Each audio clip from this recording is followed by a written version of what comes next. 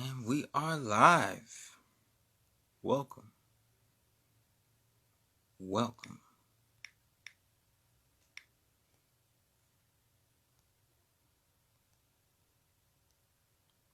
This is why I got the multiple accounts for shit like this. When I get blocked on one account, try to take one account down, we're gonna bring another account right the fuck back on up, right the fuck back on in here, just straight like that. You know what I'm saying? So come on. Go on ahead, fill it on up, fill it the fuck up. Get your black ass up on in here. Chocolate drop.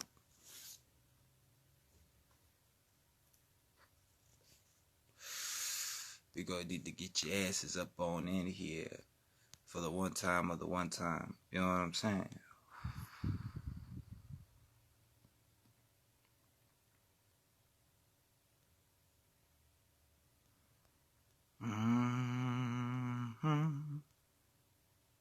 Yeah.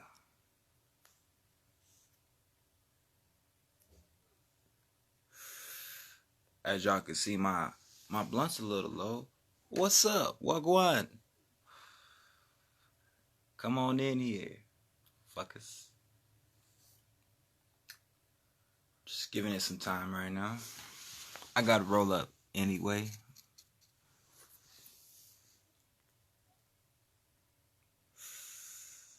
Ooh, yep. But go ahead and celebrate. Welcome to the new age, you know? What a time to be alive, right? What a time. What a time, you know? A lot of people are feeling the energy. Let's say that. A lot of people are feeling the fucking energies right now. Feeling the vibrations right now, right? And as we continue to vibrate at rather it be a high rate or a low rate, understand one thing. What's going on right now will set the tone for the next 20 to 25 years on the planet Earth. Let's be clear on that. This isn't something that's going to just go the fuck away. This year right here, this is something that's here to stay. This is an energetic signature that's a part of the cosmic force. Wagwan Webster. You see, the last time the stars and the planets aligned in this particular way, at this particular time, there were a lot of revolts. There were a lot of civil wars. There were a lot of revolutions over that time period until Pluto and Aquarius were no longer in conjunction or aligned. So, for the next 20 to 25 years, understand that we're going to be dealing with a extremely in-your-face energy, an extremely alpha, aggressive, war, Mars energy. Okay? What do I mean by Mars? Well, fun fact, Mars and Mercury are the two closest planets to the sun and the fastest moving planets of the sun. Mars gets shit done. Mars is the planet of leadership and authority, not just war, anger, and aggression. You see, prepare for a lot of moving forward. There's going to be a lot of intermediate progression this time around that we haven't seen in, honestly, quite some time. Just prepare yourself to experience what I like to call a metamorphosis of cells and a realignment with self. Because what we're dealing with at this particular time, again, is a planet that moved into conjunction with another planet, releasing a fundamental amount of energy. This energy is being released, right? Logan, what's up, Mr. Synchronicity? How you doing? This energy is being released on this planet at an extreme rate right now. Okay? All that, the authoritarian age is over. The theology age is over. Like I keep saying, what the reason why the government is cooperating and disclosing certain things. Wagwan, welcome in. You see, there's cycles. If y'all remember on lesson 11, whenever I talked about the 13 worlds, the 13 spirits or spirits of the Cabal, there's cycles on this planet. There's a 26,000 year precession of an equinox that has to take place. During this cycle or this convergence of an equinox, there's a lot of energy being released on this planet. There's a lot of new primordial souls being born in this planet. And unfortunately, like Subatomic Shoreline just said, it's time that we obey cosmic law and you understand celestial principles. This construct of this physical world we like to call Earth was primarily dominated by the physical apparatus, the physical world and matter, right brain thinking. And unfortunately, all of that with the age of the Kali Yuga is gone. You see, in ancient Hinduism, there's cycles of time. And as we went out of the Kali Yuga, as we moved out of the age of Pisces, we move into the age of Aquarius. We move into the age of the Dragon, right? We move into the age of the Sutan Yuga, or what the Hindus would call the Golden Age, right? What's going on right now is basically, think of it like getting a new boss. That precisely, we are under new management cosmically. You see, think of it like getting a new boss right now. So sometimes when you get a new boss or you're under new management, things change in the workplace. Certain rules don't apply anymore. Certain things that once functioned and worked a particular way are no longer working and functioning that particular way anymore, are they? That is because we're moving into a unit where physical matter and time no longer apply if you've aligned with the cosmic divine. And I'm not trying to rhyme. It just keeps coming out like that. See, when you're dealing with planetary energy, when you're dealing with cosmic energy, cosmic authority, everything is in alignment. Everything is everything. You can't have one thing without another thing taking place. Anytime you're dealing with the death of a star, you're dealing with the birth of a cell. This is precisely why the death of a star looks like the birth of a cell. Because, you see, for example, suns are created by stars exploding, or when a star goes into supernova. Particularly in our time, there is a cosmic clock on a star in the Orion constellation that we refer to as Betelgeuse. It's spelled Betelgeuse, but we refer to this star as Betelgeuse. And well, unfortunately, Betelgeuse is the great exorciser, the great exorcism of the macrocosm and the microcosm. When you watch the movie Beetlejuice, you see you're dealing with a couple who dies. And as they die, they go into a metamorphosis state where they are welcomed into the underworld. And this new house, they don't understand the afterworld. They go through this manual, yada yada. Human person could see them, the whole nine. Then they summon a rogue exorciser. They summon a rogue purifying chaos energy named Beetlejuice. And with Beetlejuice comes a whole plethora of monsters and spirits and shenanigans that are released and exercised as they make the transition on to the other side, right? And in order to get rid of this guy, you have to not only accept your fate of death, but acknowledge the fact that you no longer need him. Say his name, bind him. Boom. Then, when all this is happening, and they come out with the movie Beetlejuice in the 90s, Beetlejuice starts supernovaing. The star in the Orion constellation starts to slowly pulsate and supernova. Now we fast forward to the Divock 91 pandemic in 2020, and Betelgeuse supernovas. And all this shit happens. All these viruses happen, right? And understand that these things were not happening to you, but happening for you. You see, because on a cellular genetic level, you cannot catch a virus outside of you. You see, we have these things in our cells that lay dormant. And until you are exposed to a particular environment or a chemical per se, these dormant things wake up and release inside the body and transmute into a virus. But the virus is not outside of you. It is already sleeping in your cells. So,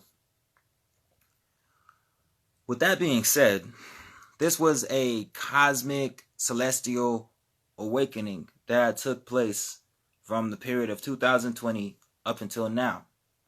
And ironically, as all these planetary alignments, these blood moons, these super moons, and planetary anomalies happen in 2024, Beetlejuice finally supernovaed.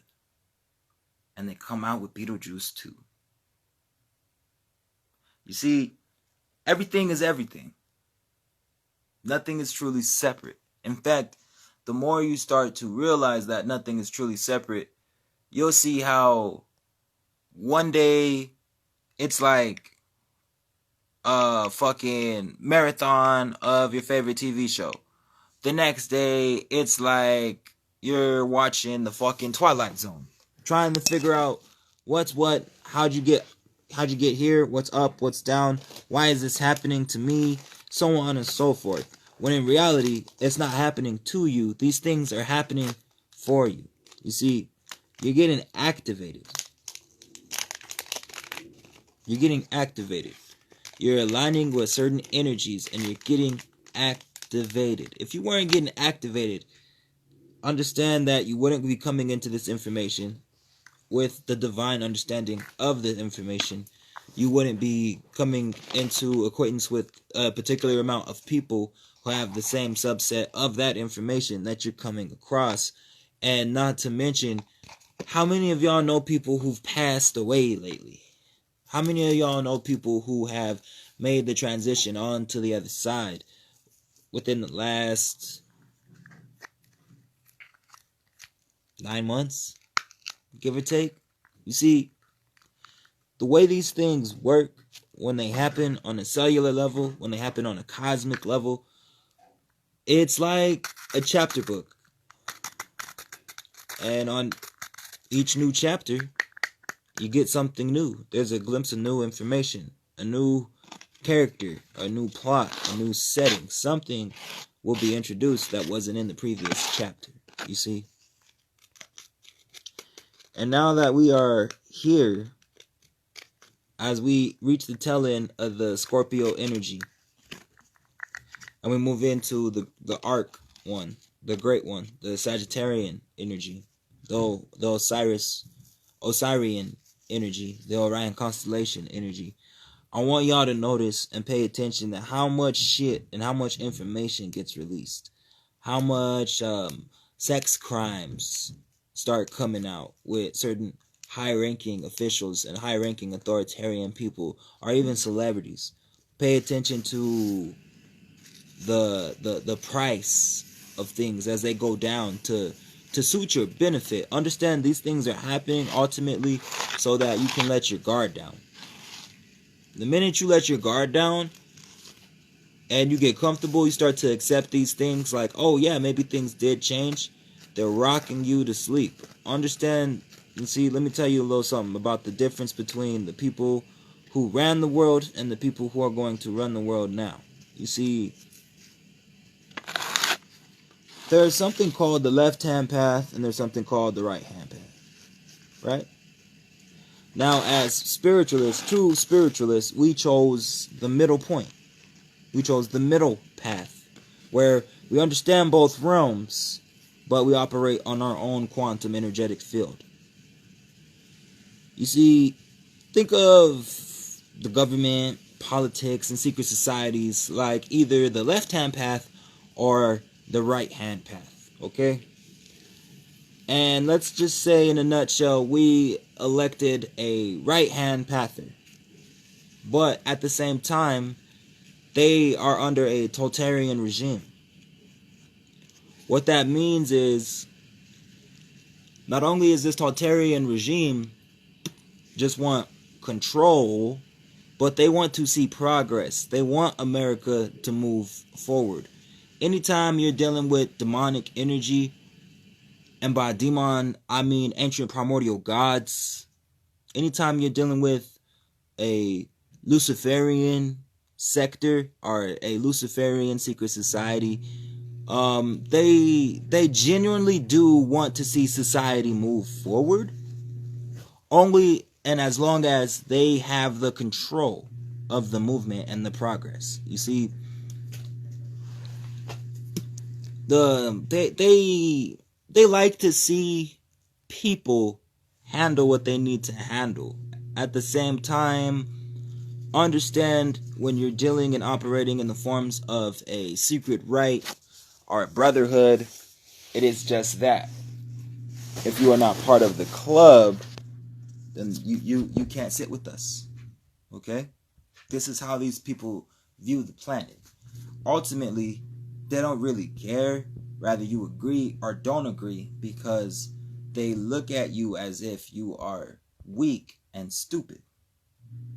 Therefore, you must be led by a hero. Okay? When you're being led by a hero who isn't really the hero, but the scapegoat or the face of the public story, they're going to make this guy look like a savior. They're going to make this guy look like he came in and he did all this stuff and he was trying to help people. So whenever they kill off his character, well, go on, Black Eagle. Whenever they kill off his character as part of the script, you see, they can feed off of your emotional attachments. You have to remember, America is a stage. And everything that we see and witness has been scripted. Bingo. I can't say that word, suboceanic, or they'll try to fuck with this account too. But in a nutshell, yeah. You see, the best way to control the masses, 3 ways. You create an invisible enemy, an invisible threat, like AI, like ALEC, like extraterrestrials, like the reptilians and the Andromedans, right? Peace, love, and light. The second tactic to control the people, you control the flow of the waters. You control the flow of their currency, and also, if you can control the water, you can control the life force of the people. Why do you think there's so much fluoride and calcium chloride and chlorine in your fucking water? For flavor?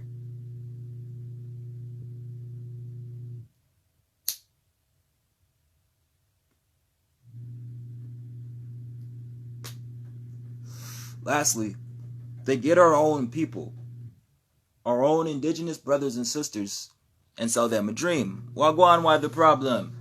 They sell you a dream, right? You could be one of us. You could join the team. We'll give you this, we'll give you that.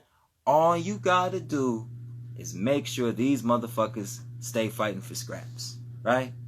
So they give us the They give us the Minister Farrakhan's. They give us the Isis Wisdoms. They give us the the skin folk that are not our kinfolk. They give us the P. Diddy's, right? And in the midst of all that shit that they're throwing for us to feed in and digest as a part of our programming, so we're desensitized and ultimately accepted. So whenever we're bamboozled with something, for example, back in the late 1990s, Bobby Hemmett had a lecture, a deep excerpt where he talked about the return of the gods and the return of extraterrestrial forces. And he used an analogy of a court case. And he said there's going to be a black man or an indigenous man of color that'll be on trial for the whole world to see. And this thing is going to be bigger, he said. This thing would be bigger than the O.J. Simpson trial. What time are we in right now?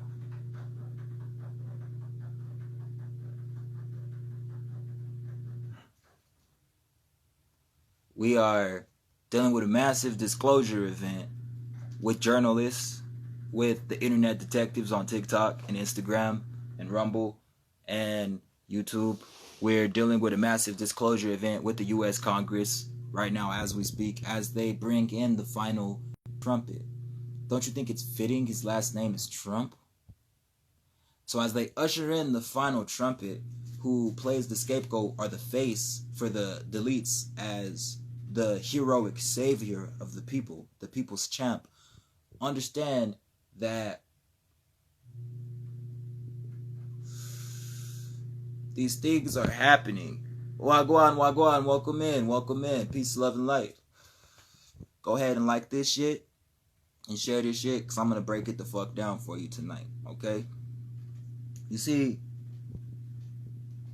there are people in this community, people who look like your indigenous peoples. You're Indian, you're Latino, you're Arab, you're Scandinavian, you're African, you're Negroid.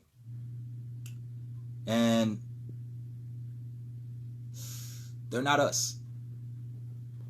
They look like us, and they talk like us, but they do not act, nor do they comprehend or even think remotely at a level like we do, okay? This was documented and reported in numerous occult books throughout the years.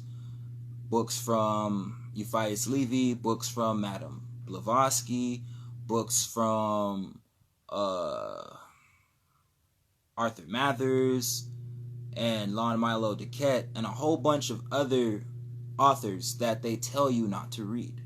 Because during the time when the sacred priesthood moved out of Tanzania, Libya, and Kemet, out of the lands of Kush, to discover the new land, which was already a found land, with cousins, brothers, and sisters of a lighter pigmentation, we started to experiment with certain things. We started to gene splice with certain things, okay?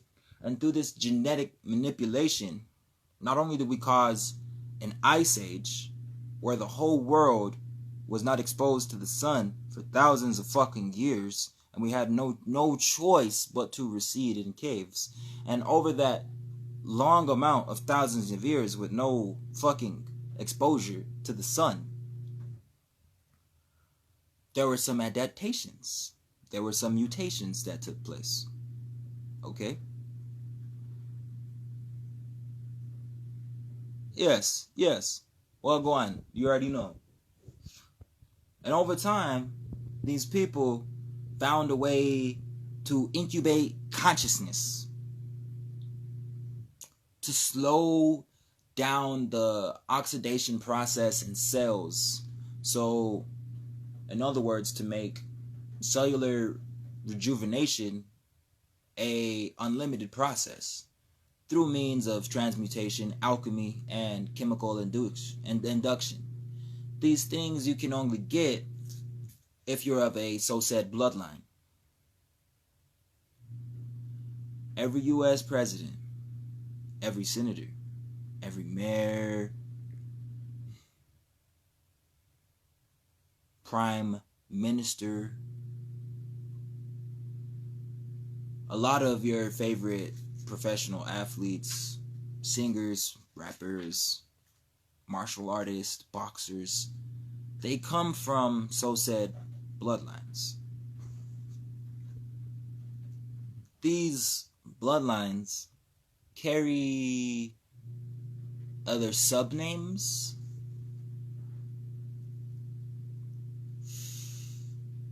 And long story short, Trump is of a Luciferian bloodline, just like RFK, just like JFK. You have to understand, when you're dealing with politics, you're dealing with the deletes. A lot of these people come from generations. They're not just popping up because they're hardworking entrepreneurs. These people have generations of influence, generations of wealth, generations of power and influence. They only get these things and have these things because of so-said bloodline, our attachment to so-said bloodline. Now, in my story, I showed you a book called Knights Templarism, because I'm going to tell y'all a little something. I have a so-said bloodline, and my grandfather was not only a master mason of the Blue Lodge due to his blood, because there's no such thing as a black mason to these people.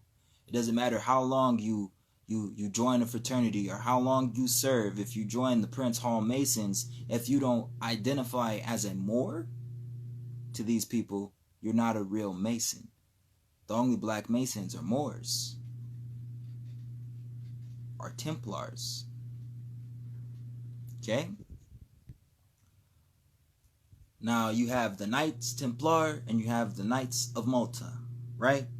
Which later day turned out to be the Blue Lodge of Freemasons, or the Scottish Rite Freemasons, and the Red Lodge, also known as the York Rite Freemasons. Okay? The red and the blue are the same color and the same bloodlines as your political parties, Democrat and Republican.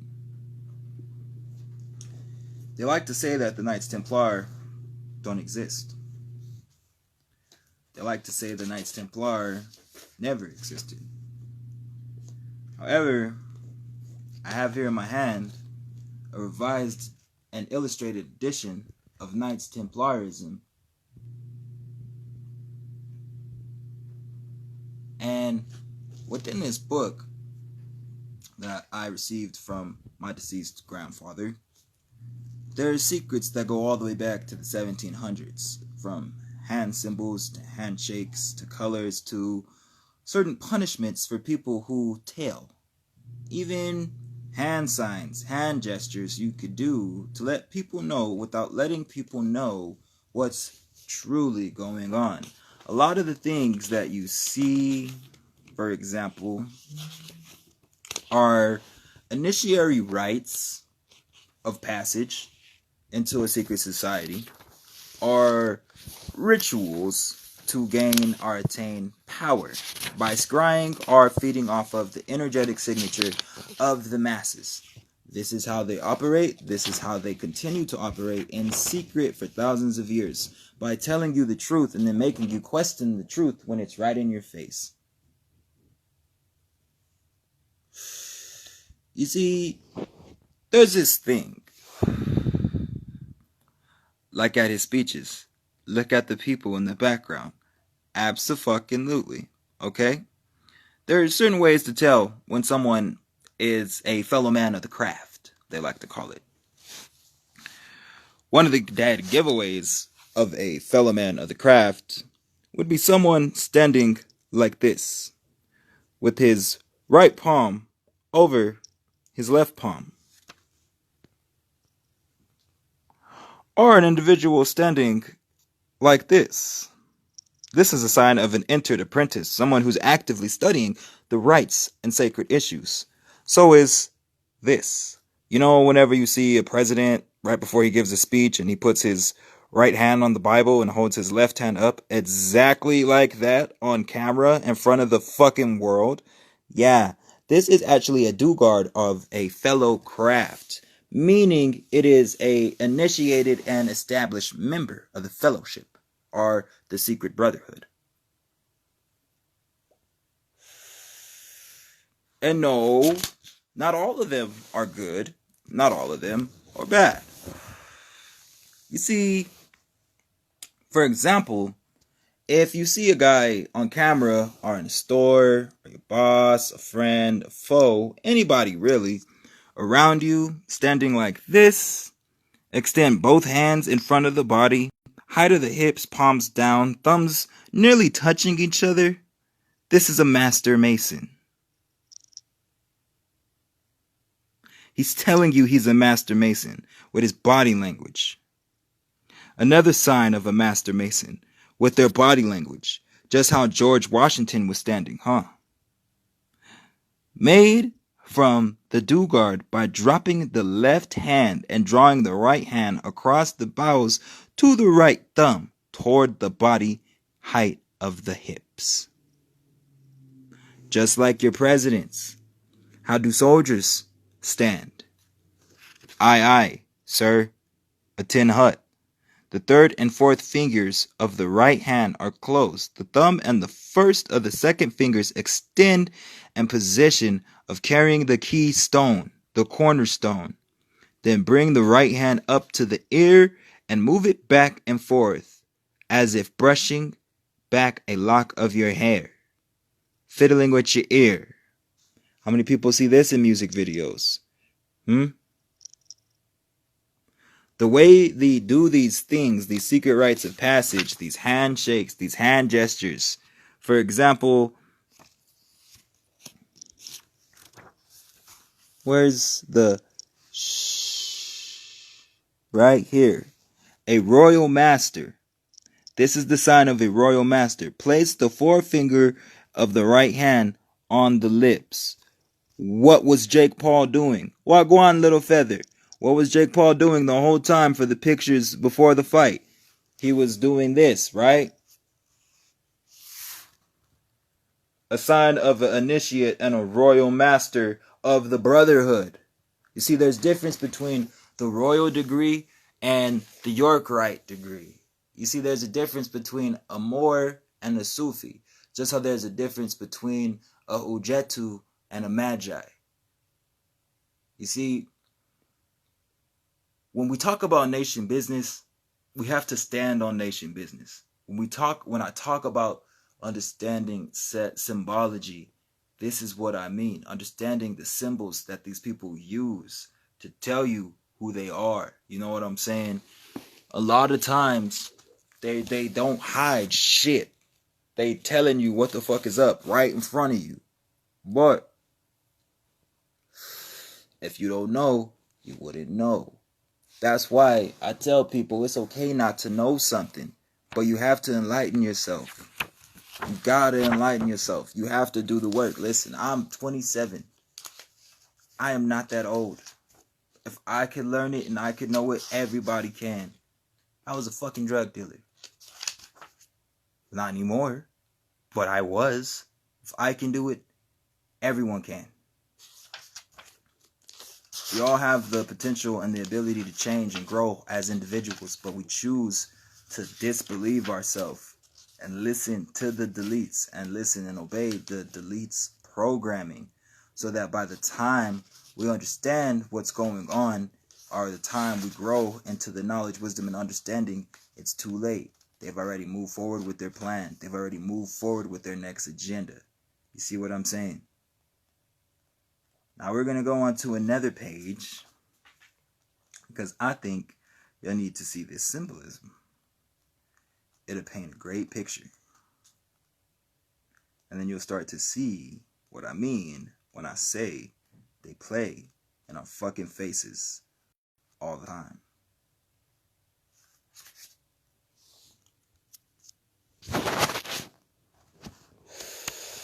Here you go, lovey. Sorry, I'm looking for the page. Bear with me, nigga. You know, I'm sorry, I'm not the most professional. I'm a Sagittarius. I don't really be fronting for the camera. What you see is what you get. I apologize in advance for not really giving a fuck, but that's neither here or there.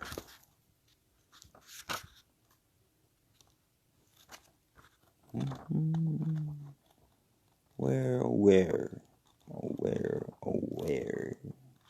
Ah, I'm looking in the wrong book. The next one. There's a man by the name of the Count Germain, or Saint Germain. A lot of people know him to be a vampire. I know him to be one of the Ascended Masters who just disappeared out of thin air, who is rumored to be either blood heir or a living vessel of Hermes Trismegistus. I am talking no other than the Count Saint Germain. Yep. They have stuff even more nefarious than what many are just realizing. Always shit to the code. Absolutely. You ain't been political, fam. You Gucci. Yep. Alright, bet. Say no more. Sagittarius in the house. What up? What up? You already know the arc. The arc. We here.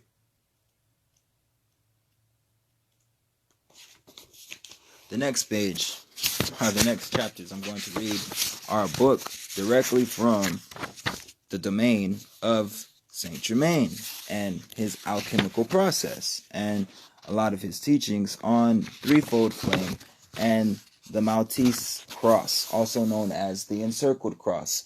The encircled cross and the Maltese cross are exactly what they use for the Knights of the Templar and the Knights of Malta, who later day became the Freemasons. You have to understand the history. You see, this symbol here, the alchemical symbol of the threefold flame of life, the base is white. Then you have the blue flame on the left. Then you have the pink flame on the right, with the yellow coming from the bottom to the top. This is the threefold flame of the heart, the balancing of the heart. This alchemical symbol came from Saint Germain himself in the 1400s, before we were enslaved in Portugal.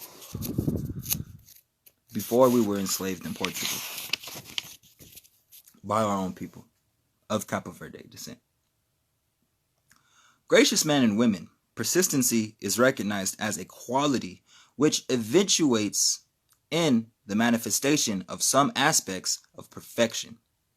The courage which men externalize by holding fast to a specific momentum in the face of every attempt to prevent its manifestation. Its beauty is a thing of beauty, a joy to every heart, and most wondrous to behold, right? The very thought of power in itself brings delight to the hearts of man. The power of the universe depicts in the heavens, tells men of the seemingly far off aspect of God, for which their souls hunger, but unto with any aspect appears impossible to draw near or nigh. Hope, together with the elements of faith, has enabled man to release some degree of power into their worlds, and to subject it to their control or their divine will. Now power has taken many forms. Abuses has marred its use, whereas virtue has enhanced its tyrants. It has exploited it, and politics and the government and religion have been molded around the star of power, blazing in a firmament of society or societal control. Understand me?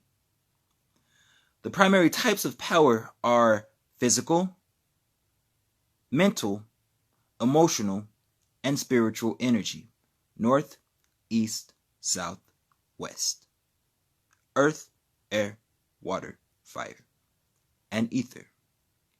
Let's continue. In various different forms. There is electrical, there is chemical, there is nuclear,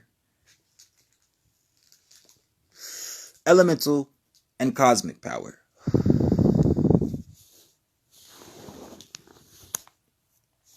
Cosmic power.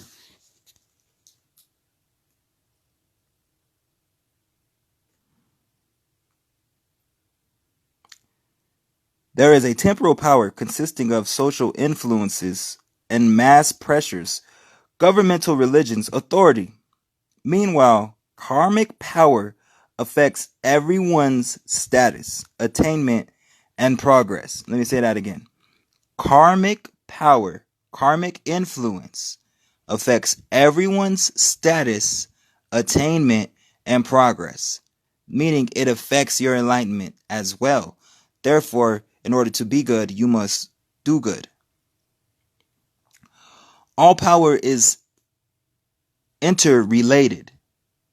Some is stored, some is static, some is dynamic, and subject to a rapid decay rate. All power is subject to two primary qualifications under the classification of relativity. The classification of relativity. The classification of relativity. Divine and human are cosmic universal and material transitory. The Maltese cross, emblem of dedication to cause of freedom, is a balanced thought form. It is a balanced thought form which may be used to illustrate the qualifications of power. As many realize, a cross symbolizes the meeting of two planes of consciousness. The meeting of two planes of consciousness. The horizontal bar of the cross representing the plane of the human consciousness, the plane of the ego, and the plane of the vertical bar representing the energies of God, descending from the realm of spirit into the quadrants of matter. Okay? The center where the two lines intersect is the point of orifice, where the energies of heaven are released to the earth. And in truth, it is at this point, which is actually the point of qualification of power, that great alertness must be maintained. And keep in mind, this is a thought form symbol that I have showed y'all since I started posting, that you can use, you can draw, you can utilize for your benefit. This is the Maltese cross. And as you can see here, as above, so below. It is working in tandem as a left to right slingshot, transferging, transmuting, and transmutating, transforming, transferring, and transmutating all your energy on a physical level, a mental level, a spiritual level, and a cosmically divine level, with the north arm, which would be what? Air, the white. The east arm, which would be pink, the positive arm of love, which is what? The east is what? You got north, east, south, west. North is air and south is fire. What is the east positive arm of love? It's the earth. Whereas the west, or the strong negative arm of power, is blue. So you have the white, the pink, the yellow, the blue. Frankie G, what up? What go on? Also the symbol of the Umbrella Corporation in Resident Evil. Exactly. And notice how this is the same cross that the Knights Templar and the Knights of Malta wear. You see, the east represents love. The west represents power. The north represents purity, and the south represents wisdom. The middle point, the orifice, the middle point, that black dot, is the nexus of consciousness, being the point of qualification of true enlightenment, of thus the day side of life, the macrocosm, and the night side of life, the microcosm, the God and the human, the extraterrestrial alien, and the non-terrestrial gods. And this is Saint Germain on alchemy. 3 books in 1. Now, they've been showing you these symbols since we were children.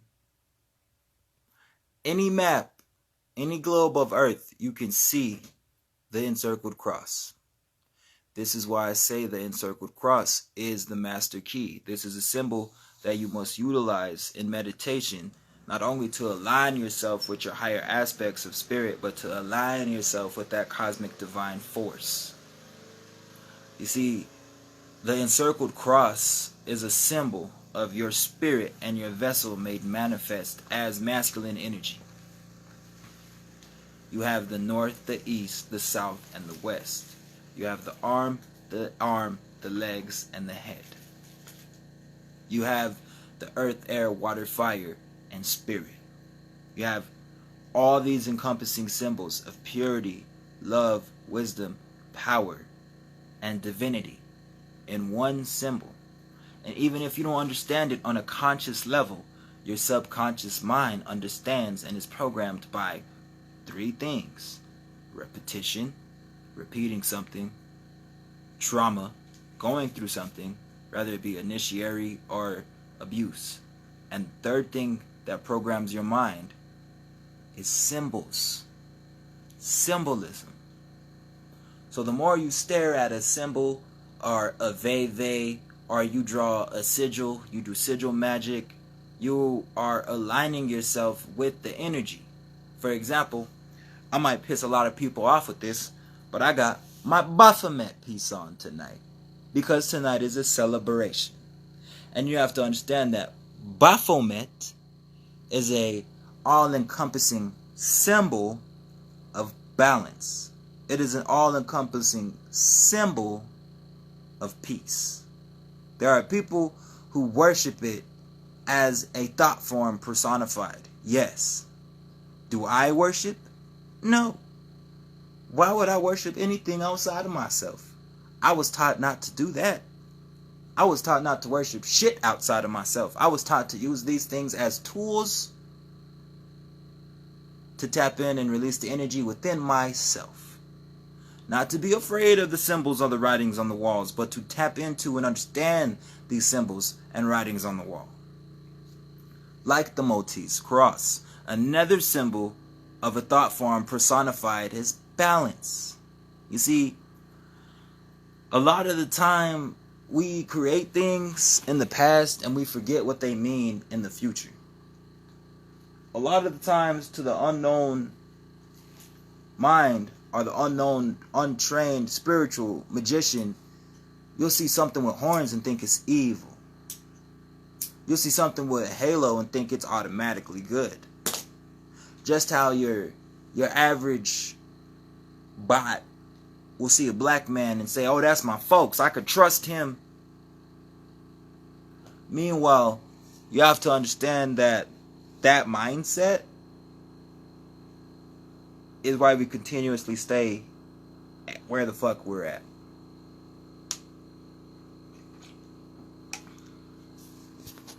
We have to understand to get out of our comfort zone. That, like you said, that false light, those industry agents, those, fuck it, Uncle Tom, sellout motherfuckers. You see, I'm on a roll tonight. I'm going to read you the secret covenant of the Illuminati, so you understand these things that are happening to and around you in 2024 were planned and scripted and set in stone long before any of us were even born. Decode, decode, decode. Can't be falling for the illusions or the tricks. No, not I. Not anymore. That's right. Salute and big ups to the brethren. Go on ahead and like this, share this, you know what I'm saying? Show some love. Anybody you think that needs to hear this message right now, make sure they're in attendance. You know, it's alright. It's all good if you gotta pop in and pop out. Get the message out. You know what I'm saying? Kashil Teaches is getting shadow banned like a motherfucker. I've been blackballed. It's getting really hard for me to get this message out right now. You know what I'm saying? So if you're rocking with me, rock with me, gang. And let's keep this chop going. And let's keep this chop flowing for as long as we can go. We're going to ride this motherfucker till the wheels fall off, you dig? And let me open up. And we're going to speak this truth into power. This is something that they didn't want people to know about. This is something they didn't want people to get their hands on. But, you know, Kashil Divine Range, this beautiful, handsome, indigenous Creole man here, got this information to give back to you. Cash App, Kashil Range, baby. Keep the lights on in this bitch. We're dealing with the secret covenant of the Illuminati. Here we go. And I've had this for quite some time. I couldn't pull it up on a particular phone because at that time, the document that it was downloaded in wasn't supported. And I basically had it idle for about a year and a half. The source I got it from has since then been taken down. The website's been taken down. The guy who made the website is no longer alive. So please understand as I read this to y'all, the risk that I'm putting myself at by saying these things and revealing this information to y'all so nonchalantly. Without further ado, the secret covenant of the Illuminati.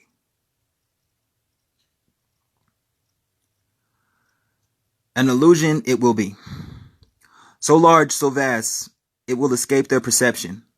Those who will see it will be thought of as insane. We will create separate fronts to prevent them from seeing the connection between us. They will behave as if we are not connected to them to keep the illusion alive. Our goal will be accomplished one drop at a time, so as to never bring suspicion upon ourselves. This will also prevent them from seeing the changes as they occur. We will always stand above the relative field of their experience, for we know the secrets of the absolute. We will work together always and remain bound by blood and secrecy. Death will come to he who speaks. We will keep their lifespans short and their minds weak while pretending to do the opposite. We will keep their lifespans short and their minds weak while pretending to do the opposite.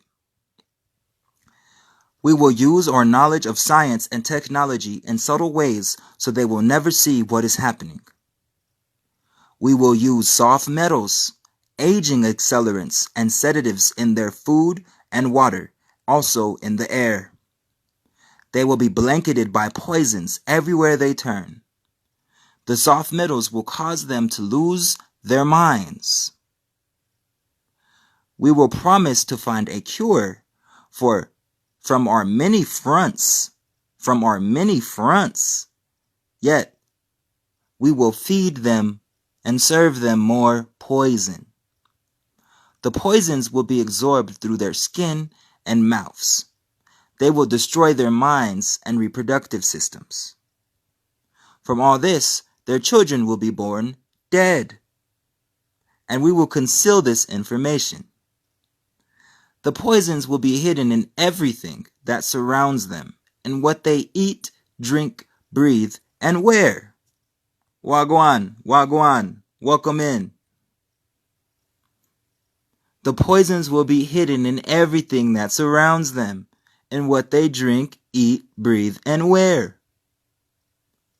We must be ingenious in dispensing the poisons, for they can see far. We will teach them that the poisons are good, with fun images and musical tunes. Page 1. Those that will look up to will help, we will enlist them to push our poisons. We will enlist them to push our poisons. They will see our products being used in film and will grow accustomed to them and will never know their true effect. When they give birth, we will inject poison into their blood of them and their children and convince them it's for their help. We will start early on when their minds are young. We will target their children with what children love the most: sweet things. When their teeth decay, we will fill them with metals that will kill their minds and steal their future.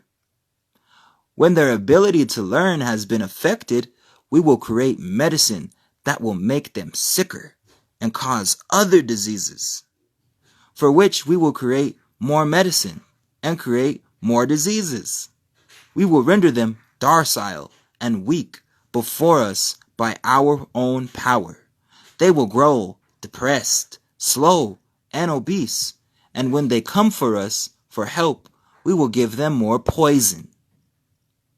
We will focus their attention toward getting money and material goods, so that many never connect with their true inner self.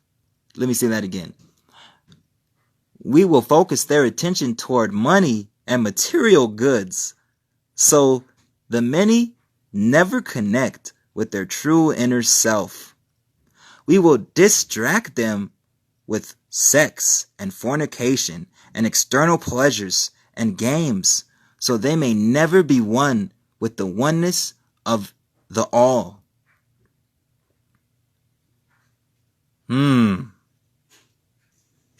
Their minds will belong to us, and they will do as we say. If they refuse, we shall find ways to implement mind-altering technology into their lives. We will use fear as our weapon. We will use love as our weapon. We will establish their governments and establish the opposites of their governments within. We will own both sides. We will always hide our objective, but carry out our plan. They will perform the labor for us, and we shall prosper from their toil. Our families will never mix with theirs. Our blood must be pure always, for it is our way. We will make them kill each other when it suits us. We will keep them separated from the oneness by dogma and religion. We will control all aspects of their life and tell them what to think and how to think. We will guide them kindly and gently, letting them think they're guiding their self. We will ferment an animosity between them through our own fractions. When a light shall shine among them, we shall extinguish it by ridicule or death, whatever suits us best. We will make them rip each other's hearts apart and kill their own children. We will accomplish this by using hate as our ally and anger as our friend. The hate will blind them totally, and never shall they see that out of their conflicts, we will always emerge as their rulers. They will be busy killing each other. They will bathe in their own blood and kill their neighbors for as long as we see fit. We will benefit greatly from this, for they will not see us, for they cannot see us. We will continue to prosper from their wars and their death. We shall repeat this over and over and over until our ultimate goal is accomplished. We will continue to make them live in fear and anger through images and sounds. Through images and sounds. We will use all the tools we have to accomplish this. The tools will be provided by their own labor. We will make them hate themselves and hate their neighbors. We will always hide the divine truth from them, that we are all one. This they must never know. They must never know that color is an illusion. They must always think they are not equal. And drop by drop by drop by drop, we will advance in our goal. We will take over their land, their resources, and their wealth to exercise total control over them all. We will deceive them into accepting laws that will steal the little freedoms that they have. We will establish a money system that will imprison them forever, keeping them and their children in debt. Do you guys want me to keep reading? Or can you see what's going on in 2024 is the execution of the secret covenant that has been in the works since the 1700s? When they band together, we shall accuse them of crimes and present a different story to the world, for we shall own all of the media. We shall own all of the media. We will use our media to control the flow of information and the sentiment in our favor. When they shall rise up against us, we will crush them like the insects, because they are less than that. Well, go on, Castle Music. Come on in. Right now I'm reading y'all the Secret Covenant. Welcome to the new age of information. They will be helpless to do anything, for they will have no weapons. We will recruit some of their own. We will recruit some of their own to carry out our plans. We will promise them eternal life, but eternal life they will never have, for they are not us. The recruits will be called initiates, or agents, and will be indoctrinated to believe false rites of passage to higher realms. Members of these groups will think that they are one of us, never knowing the truth. They must never learn this truth, for this will turn against us. For their work will be rewarded with earthly things and great titles like celebrities and status and fame. But never will they become immortal and join us. Never will they receive the light and travel the stars.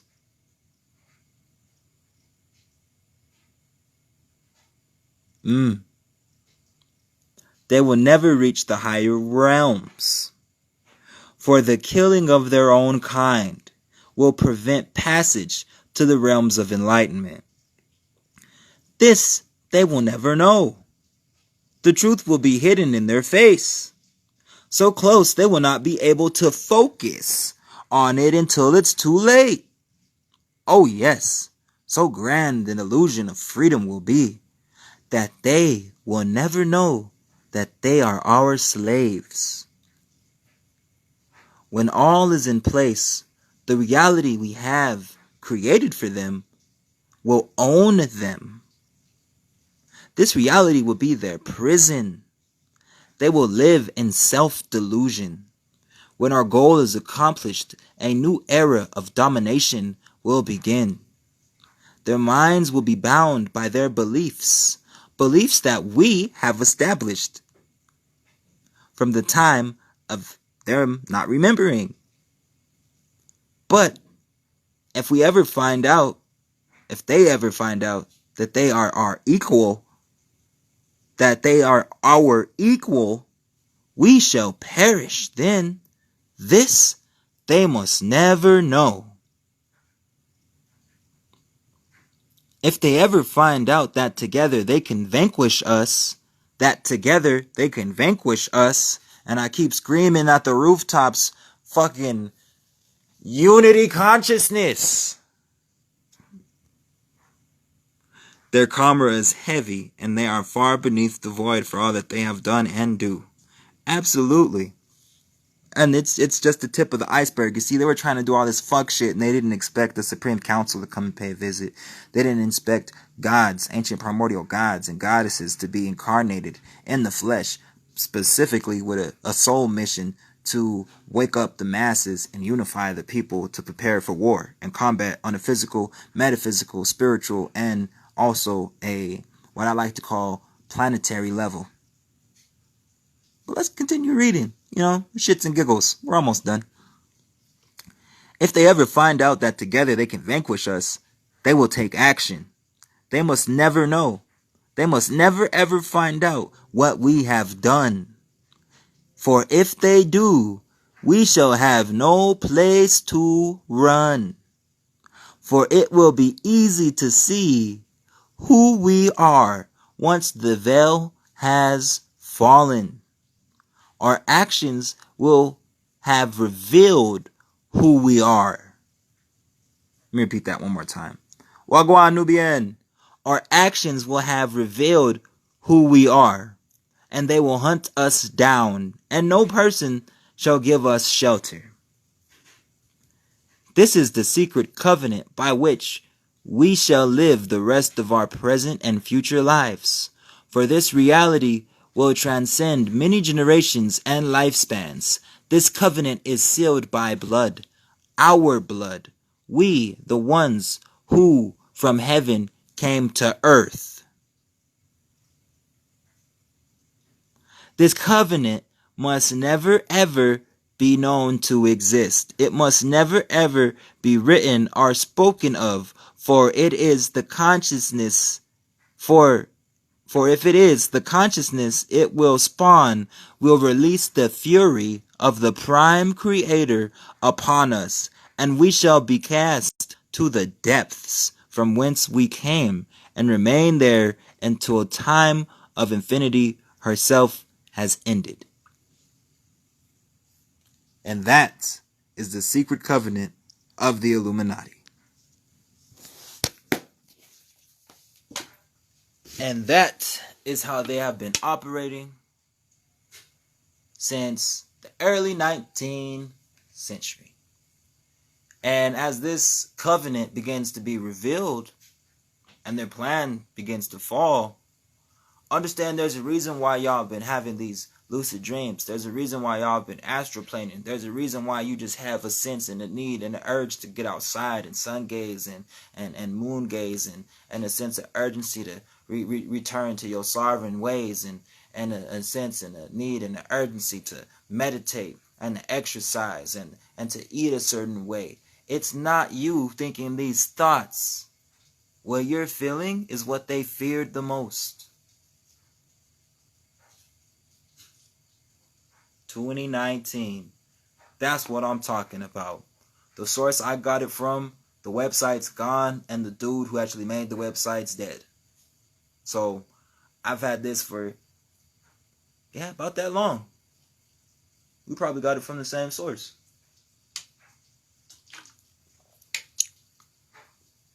And now you see, as you feel that fire brewing, as you feel that animosity, I want you to transmute that and turn it into authority. I want you to tap into that chaos inside of you. Close your eyes and remember the screams. Hear the burning. Hear the screams. Remember what they did to us.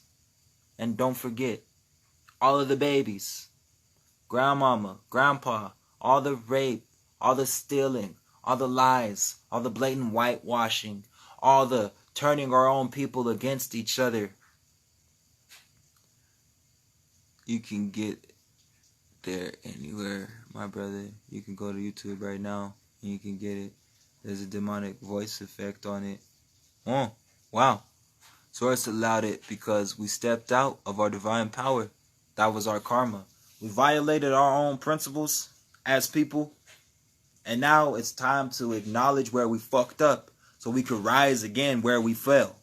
The way reincarnation is broken, whenever you break a soul contract or you break a soul tie, a karmic cycle, you renew your space of energy. You see, some of us are older than we know. Some of us are older than we fucking think. Okay? Some of us go way back. Way the fuck back. Some of us come from a very special bloodline. And due to that, we have some innate gifts. We have some innate abilities. You might know when someone's going to call you before they call you. You might get a tingling sensation in your back, spine region, or maybe the top of your neck, and turn around and now someone's walking through a door. You see, some of us are born with some of these gifts because we're not, and we were never fully from this planet. We don't have blood coding and DNA coding fully from any source of nature on this planet. 9 times out of 10, when you really think about what's going on right now in America, in India, in the Middle East, in Africa, in China, in North Korea, this is a hostile takeover. And not the type of hostile takeover a lot of people tend to think. Whereas, I just want y'all to know they're panicking right now. Secret societies are panicking. Like a motherfucker right now. You want to know why secret societies are so afraid? They weren't expecting the Supreme Council to pay a visit. You see, while they were running their script, they weren't expecting actual extraterrestrials to come and our primordial cellular 12-strand DNA to actually wake up. They weren't expecting that. You see, because there's been so much chemicals in the environment and in the air and in the food that they weren't expecting us to adapt. They thought we'd just cower down and die off. They thought we'd be, what did they say, weak and feeble. However, that just wasn't the case now, was it? You see, they weren't expecting the divine council to return. They weren't expecting certain ancient primordial beings or ancient primordial bloodlines to still exist on this planet that are on Earth but not from Earth.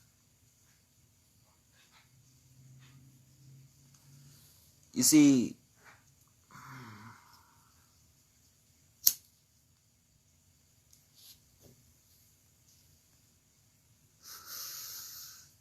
well-known fact,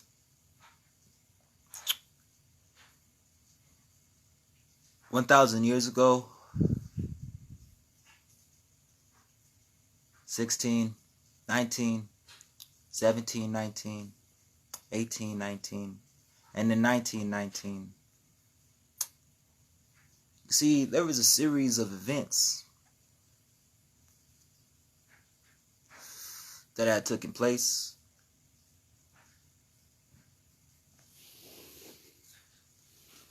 A war, some might say.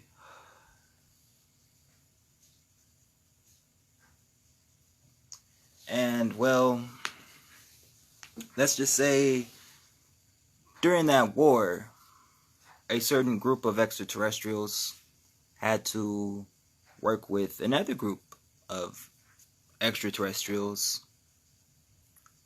And during this time period, some of them fell in love. Some of them mixed together and bore children.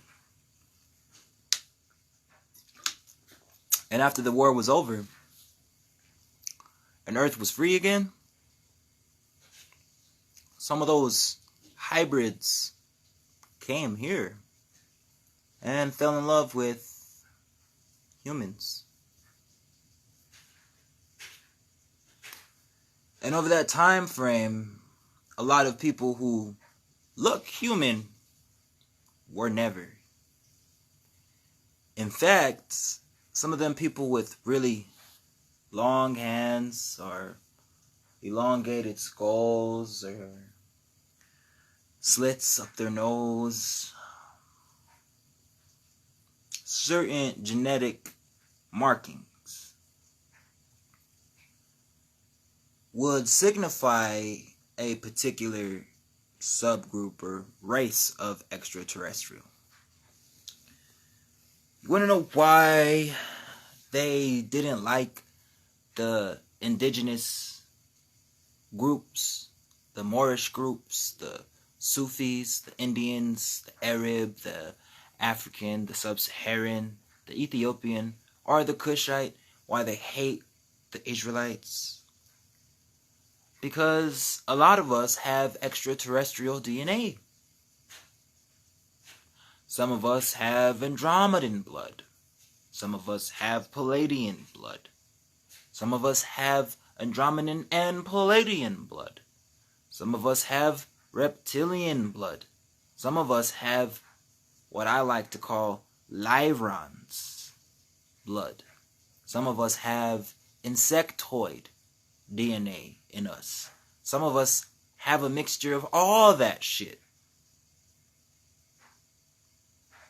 Which is why you can have people who are psychic and clairvoyant and telepathic and clairaudient, have the ability to manipulate wind and influence weather, or disturb technology. Because they're only 2/3 human. You see, that 1/3 that's unaccounted for comes from somewhere else. And other than just saying what it is, they want to blame it on gray people. When I'll tell you what the gray alien is. The gray alien is a futuristic group of humanoids known as Aiwass. Aiwass are actually a interdimensional mesh of what's left of humanity in a specific timeline in the future. They are basically our descendants. That's why there's never any real history or source to where they come from, or why they're here, why they only abduct certain people, why they stay underground, primarily in caves like Mount Caucasus. Caucasus is the root word for Caucasian.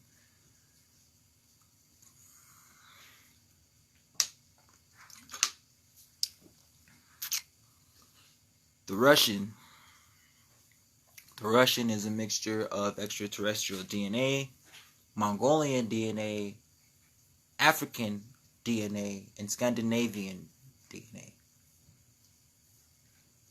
There was a chapter of shamans in Siberia that were actually of indigenous descent. The reason why the Russian is against the Ukrainians so much right now is because I want you to understand that the capital of child trafficking and these people who like to eat light is the Ukraine. Mount Caucasus, where the Caucasoid, the red man, came from, where the Neanderthal originates, is in the Ukraine.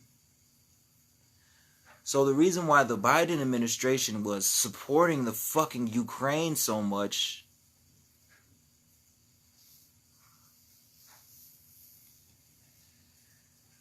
well, now you understand why we don't understand what's on Hunter Biden's laptop.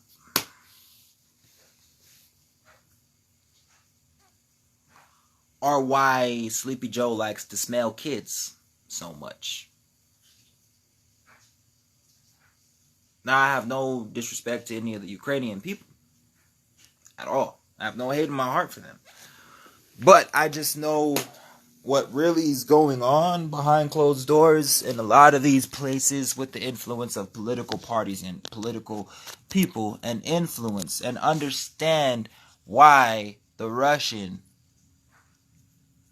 ain't having that shit no more. Understand why the final trumpet has been blown. It has nothing to do with race. This is a birthright issue. This is a fucking birthright issue. If y'all remember when the Queen of England died and passed away, and they snapped the magic wand and put it in her casket, and she was buried with it, and then the whole Buckingham Palace got boarded up, and we ain't really seen a lot of them since, and it's been kind of funny going on with Kate and the princes. We don't know that bitch alive or dead. We don't really know what the fuck going on. It's kind of sketchy right now, right? During the process of all that happening, that's when this war kicked off. And when that war kicked off, I want you to pay attention to who was blowing at the top of their rooftops and why they kept trying to put Mr. Trumpet in jail. This is a birthright issue. And unfortunately, they were not expecting the rightful heirs of the birthright to wake up. They were not expecting the rightful heirs of, the people of the land, the people of the water, to unite and call on our ancient ancestors. They weren't expecting us to send that beacon signal throughout the ethers and call on the Supreme Council. What you're witnessing is divine intervention. What you're witnessing is angelic angles of light and demonic angles of darkness colliding as this world merges and the world we don't see merge and interact with each other simultaneously. And it'll only go the more we wake up. You see, this whole presidency thing, this is some human shit. Like, understand, they just gonna kill him to keep the power, to feed off of the energy of the people who were rocked to sleep, who believe in it, who believe in this scapegoat figure, when in reality it's all scripted. And there's only, let's see, 1, 2, 3, 4, 5, 6. There's only 6 tribes and 13 bloodlines that are rightful heirs to the land, okay? And it includes the American Negro, it includes the Indian, it includes the American Indian, it includes the Hispanic, it includes the Latino, it includes the Mexican, it includes the American Indian, it includes certain indigenous tribal bloodlines. We are the rightful heirs of the land. We are the rightful heirs, and due to that, that's why this matriarch has returned. You see, Mama Universe is pissed, and so is her daughter. You know the planet we're living on? Sister Kai? She's not our mom, she's our sister. Mama and sis is pissed. So due to that, a lot of karmic retribution has been happening, especially if you've been doing, wicked things as far as sexual assault, blackmail, murder, death, bribery, forgery, anything like that. It has been exposed and it will continue to be exposed. All false prophets will continue to be exposed. All false beacons of light will continue to be exposed. And ultimately, a lot of people are going to continue to die. And it has nothing to do with witchcraft, but everything to do with karmic retribution. Your input is equal to your output. You can only do bad in the dark for so long before that shit comes to the light. What's done in the dark will always come to the light. What's done in the dark will always come to the light. I learned that shit when I was a little boy. You see, exactly. He doesn't mind being a martyr. Why? Because ultimately all it's going to do is have the masses stop resisting. What you resist persists. You have to understand how Satanists work. Satanism and Luciferianism is not what the fucking untrained mind think it is. They're actually, in a nutshell, let's just say they like progression. So they're going to make it seem like America's moving forward. They're going to try to make it seem like America's going somewhere. But in all reality, we're just moving in the same place while they pull the strings and just allow us to do certain things until we drop the fucking controller and say, you know what, fuck this shit, we're done. We're taking our fucking power back. We're moving back into the Reagan era. Pretty much. It's moving back to the Reagan era. That's all I can say. If you remember what that was like, if you were alive during that time, then you understand my analogy. You see, I was swimming around somewhere in my daddy at that time. I wasn't quite on this earth yet. However, when I touched down, I'll tell you what, pretty much my whole life, it's been a shit show politically and religiously. It's just been a complete fucking mockery my whole life. And until we understand that, I don't think we're going to go anywhere. We got to really see the bigger picture and understand that this is a script. America is not a country. America is a business. 10-10. This is divine alignment. I call myself Cashel Divine for a reason. Welcome, welcome, bing, bing, bling, blow. Toast to the gods, toast to the goddesses, you know what I'm saying? Because understand, from gods come lords, the lesser gods, the lesser beings. Anytime you're trying to praise a lord, you know, what do they call a duke? What do they call a lord? A lord or a duke is this is British Parliament. These are British English terms. These are Anglo-Saxon terms. So when you're dealing with a lord, you're dealing with a lesser energy. You're dealing with a lesser god that comes from a god. The earth gods are the archons who run this world. These tweaked angles of light and darkness. The 12 androgynous beings are lords. They are ancient and they are primordial and they are powerful, but they do not have power, nor do they have influence. Nor do they have influence the way our Creator does, because we are not from this world. This is their world. We are not from this world. We are from something greater.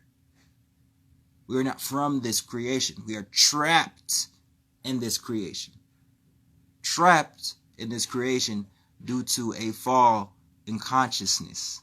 The fall in the Bible of when angels fell from heaven was symbolic of us falling from our star bodies in the cosmos of our constellation of our zodiac down into this physical realm, into a physical meat suit. Whether you be a 1, a male, or a 0, a female, it's all 1s and 0s on this coded spectrum. So we fell in consciousness. Our understanding of our key concepts, our morals and principles went out the window. The great deluge was the great washing or the great losing of information. It wasn't just the great wash away. No, your breakdown is on point, completely resonates, and facts. Break free from the religious spell. The U.S. corporation is fraud and over. Been over. Big facts. But you know what I'm saying right now? They still got to keep on with the shit show. They got to keep on keeping on for the people who aren't detached from the system. If you're not fully detached from the system, you're not ready to let it go yet. Of course you're going to put all your fucking hope and faith into Donald Trump. Of course you're going to fucking keep rolling on and talking about Mike Tyson. That's all they have left. The golden age of the physical world is all they have left. We're moving into the golden era. This is a new wave on a physical level, on a mental level, on a spiritual level, a complete metamorphosis of this physical plane. Nothing is going to be the same. And until we detach from this world, we can't move on. And unfortunately, we're here now. So you're going to start to see a lot of people not making sense. You're going to start to hear a lot of people, the more we're in this new paradigm, if you really pay attention to the science, you're going to be able to tell who's real and who's a fucking infiltrator, who's a paid agent. You're going to be able to tell because of just the topics that they're paying attention to. Understand one thing right now. Energy flows where your attention goes. So now that we are entered in officially the golden age, the Satya Yuga, for the next 20 years, pay attention to the people who are still talking about the old world that we need to leave behind. Not the metaphysics and the mechanics of the old world, but the things that they clearly are still attached to. Rather, if it even is the drama, the bitches, the drugs, whatever the case may be, I don't give a fuck if it's cheeseburgers. At this point, understand what we're going through, the age we're moving into. For example, we just moved out of the Kali Yuga. Now, who are the followers of Kali? The followers of Kali are known as thuggies or thugs. Real shit. A devout follower of Kali is known as a thug, right? Or a thuggy. Now, who was the most thuggest motherfucker out there? Tupac. Nigga had thug life tatted on his stomach. He was the most genius motherfucker to come out and be alive during the time of the Kali Yuga. And we didn't even realize his genius until he was dead. Because he was an authentic thug. Not a gangster, not a delinquent, not a piece of shit. He was a thuggy, a devout follower of Kali. That age is over. As you can see, that thug shit, that rah-rah shit, that gangster blah blah, shoot a nigga in the face shit is dying down. Because we're moving into a new age. We're moving into the age of Krishna, the age of the Godhead, the age of peace and enlightenment. And a lot of that lower negativity, lower worldly shit that comes with the dark queen or the dark goddess who conquers and slays the ego can't come into this new world. Energy within, wagwan. Yup, the one still under that, the sleep spell. Too many love the system too much. That's their own demise. Exacto mundo, my friend. Exacto mundo. My phone on 5 o'clock. My phone on about 8%. You know what I'm saying? Had to squat real quick. Charge up. Boot up. You know what I'm saying? I'm a Sagittarius. I'm going to let y'all know right now. You're going to have to get used to me. I'm a little fucking extra sometimes. Okay? Until I get my iPhone back, my screen going to be a little shaky. I apologize about that. I'm sorry. But I make sound effects. I make nigga analogies. I do nigga summaries. The way I teach, I'm going to give it to you real. I'm going to give it to you like a motherfucker will give it to you, man. Not like a professor with proper etiquette and proper pronunciations and wear a tie and give you a fucking whiteboard with a marker and draw examples. I'm not going to do that just yet because I ain't got the time nor the space or the money to do that. But as these things come along, you will start to see more progression and more professionalism, okay? But at the moment, understand, you're dealing with a nigga who wears J's and do-rags, man. I'm dealing with a nigga who smokes blunts, not joints, my nigga. I got a motherfucking Voodoo Ranger beer right here. Y'all didn't even know I was sipping, did you? Why am I sipping beer? That's not spiritual. That's not conscious. Hold my dick. I'm celebrating. It's a celebration. This is a big day. This is a big day. You gotta celebrate and reap the energy and the benefits of what's going on right now. You gotta celebrate. You gotta pull these energies toward you.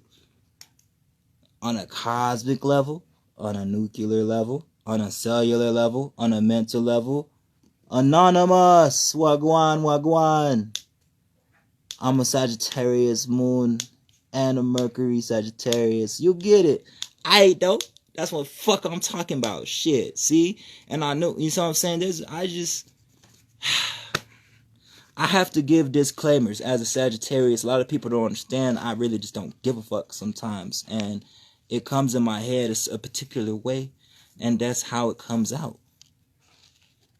Wagwan, shit. You know, we don't broke down the secret covenant of the Illuminati. We don't broke down the secret tactics of misinformation. We don't broke down the left wing, the right wing, the red and the blue. And we're gonna continue until the wheels fall off of this motherfucker. I'm gonna give y'all what you're looking for. Wagwan, wagwan, welcome in, welcome in. It's your boy, Cash Rain, Cashel Devon.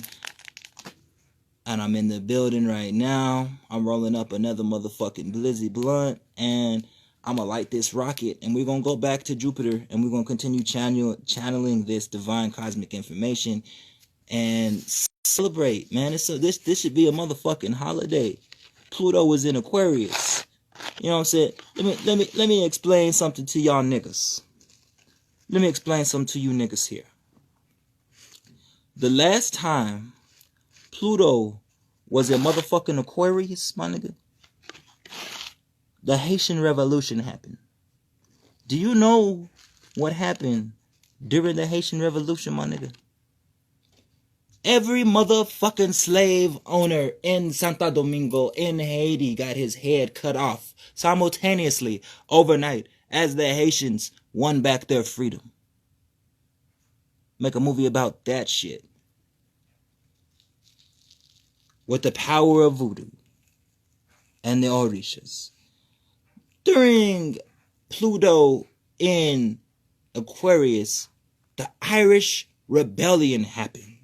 And if you know anything about the Irish Rebellion, you understand that there was a lot of frustration during the potato famine. And all them motherfuckers was whooping ass. And the Irish got their freedom. What else happened during Pluto moving into Aquarius for 20 years? I think the American Revolution happened. I think the Civil War happened. I think niggas got guns and started fighting and shooting the crackers and won our freedom. So, as you sit back and watch this world from your rearview mirror, understand that now is the time to raise your weapon. Now is the time to raise your wand, my witches, my warlocks, and my wizards. Now is the time to get ready, because the revolution will not be televised. It's not going to come on Instagram. It ain't going to be on no TikTok. It ain't going to come on the radio. It's not going to be on Netflix. You ain't going to catch that shit on Hulu. You going to feel a divine spark in your spirit, my nigga. That's going to jump out and affect you. Okay? When you feel that feeling, that fire burning inside of you, those screams from your ancient ancestors, both known and unknown, understand it's time to raise your motherfucking weapon. Now me, I'm Creole, so I will have a machete, of course, and a motherfucking Tech 9. Maybe a shotgun. Or some Berettas. Who knows? I already got my sword on deck, but I likes me a machete. It's sufficient.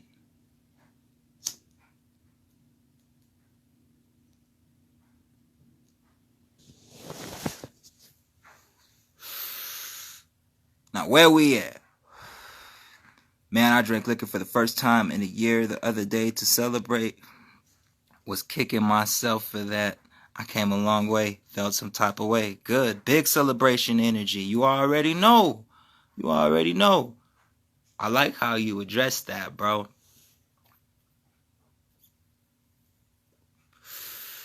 You have to do that sometimes. Understand, look. Spirituality comes in many different forms. Okay? Spiritual enlightenment is just that. It's a path of self-discovery. and enlightening self. Right? So as you enlighten yourself, understand that, yes, we are on this road. And as you go along this road, there'll be bumps, there'll be trials, there'll be tribulations, there'll be planetary alignments, retrogrades, things that are going to transform you that might not feel good sometimes. And along that way, sometimes we're going to get little peaks or glimpses of joy and bliss and ignorance and debauchery. And that's all part of the balance. That's all part of the journey. To me, spirituality doesn't have a particular shape or form like they like to mold into religion, where you have to be a fucking Christian, and I can't do that, I can't do this, and I gotta go there, and nah. And that's not really self-enlightenment. That's actually suppression. That's actually repressing, expressing yourself. That's actually denying yourself certain things which is holding you back. Whenever, in order to experience, you have to do just that. You have to experience it. How you gonna know you made a mistake unless you make a fucking mistake? How are you gonna know not to do something unless you do something and now you know not to do that shit no more? Like, I'll give you an example. I did a spell a couple years back for Papa Legba. Now, I didn't understand what working with at that time. When you're dealing with voodoo, everything comes with a price. You see, I didn't understand when working with Papa Legba, I was going to have to give up something physical in return. You see, I petitioned Papa Legba for $750 to be exact. And it was a Monday. I waited until midnight. I gathered up, I believe, 21 pennies, 3 pieces of candy, 3 toys. I had a cigar. I brewed him some coffee, and I was on my way to the crossroads with some rum. As I'm on my way to the crossroads, I'm singing Papa a song. He likes songs. I'm singing Papa a song. Get to the crossroad. It's midnight, exactly. I offer Papa his things. And then I walk a different way home as I disperse the pennies, because he likes pennies, and particularly in sets of 3s. So, as I'm walking back home in opposite direction, I notice a black dog, which gives me a sign of Legba. I notice a specter or a shadow figure looking like it was wearing a black hat. Another sign of confirmation that Legba heard me. So I go home in my apartment at the time. We're sleeping. The next day, 24 hours later, we have $750. The exact amount I petitioned for. So we're happy. We're excited. We're mind blown. It fucking worked. Wow, it fucking worked. That's crazy, right? At that time I didn't realize the amount of power I held, or the amount of power my wife held. So going on, we're door dashing to get some extra money, right? Door dashing, boom, get hit by a fucking car. Our car is totaled. We have to get a ride back home. Car is completely fucked. We're alive, but our kids were in the car. Long story short, we got what we wanted, but we lost what we had. You see, because I didn't have a source for the money to come from. I was unemployed at the time, and I really needed that money. And, well, I got the money from a place I don't even remember because it was that strange. And during that week, later on, I believe about 3 days later, how ironic, we get in a car accident. And we were out of a car for the rest of the year, if I'm not mistaken, because of that ritual. So you need to be careful what you ask for, but also understand that knowledge requires payment. And in magic, For every action, there is an equal or equivalent reaction. I tell you these things from experience. Trust me. You don't want to find out the hard way.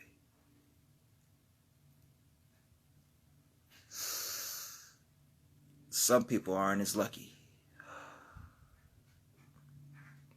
Some people die trying to tap in to certain energies that they're not ready for. It was confirmation. Straight up. I saw my signs. All right, bet. Am I lying, baby? The next fucking day we had the money. The next fucking day. 24 hours, nigga. Everything we needed, we had it. But we lost what we had in the process. So sometimes it's not happening to you. It's happening for you. Don't get greedy like I did. Don't be ignorant like I was. Don't get fucking cocky. Understand that these are thought forms and energy signatures. And it's a peer-to-peer relationship. And if you do a ritual or you do a spell with an energy signature and you say you're going to do something, you better damn well do it. And if you're asking for something, you better have a job or a side hustle or some way, shape, or form to get blessed through that. Because you're going to get what you asked for.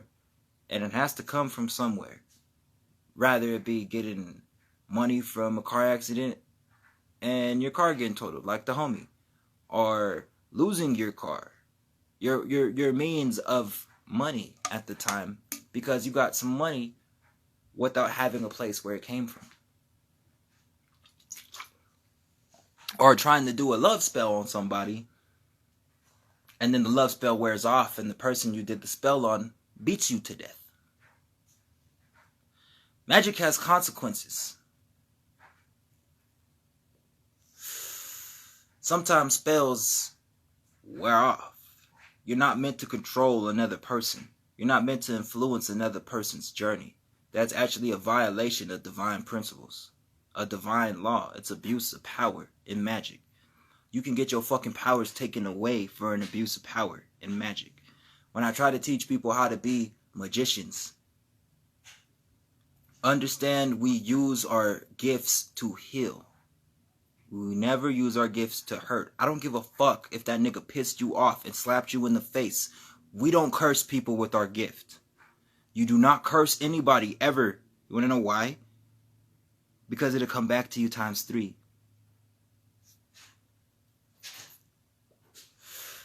If you're doing death magic on somebody, understand somebody close to you might die in return, like a mother or a brother or a cousin. And when it comes to blood magic, understand you need to really be sure of what you're asking for if you're going to do some blood magic, because blood magic cannot be broken. You're binding each other's essence by blood. If you're going to do some blood magic, know what the fuck you're doing and know what you're asking for, because once it's done and that ritual is there, you cannot undo that shit. I don't give a fuck how powerful the Baba Luau or the fucking Bukar is. You do some blood magic, that's some heavy shit. I teach water magic. I teach elemental magic. I teach mental alchemy. Things like sigil magic I teach.